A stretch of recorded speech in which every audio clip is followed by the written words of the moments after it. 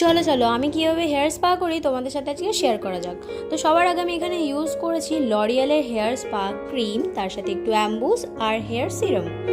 সবগুলো খুব ভালো করে মিক্স করে আমি একটা পেস্ট তৈরি করেছি। তারপরে হেয়ারটাকে খুব ভালো করে ভিজিয়ে সেটাকে 4 সেকশনে ডিভাইড করে, যেরকমভাবে আমি ক্রিম লাগাচ্ছি দেখো ওয়াটার স্প্রে করে করে, সেই রকমভাবে ক্রিম লাগিয়ে এমালসিফাই করতে।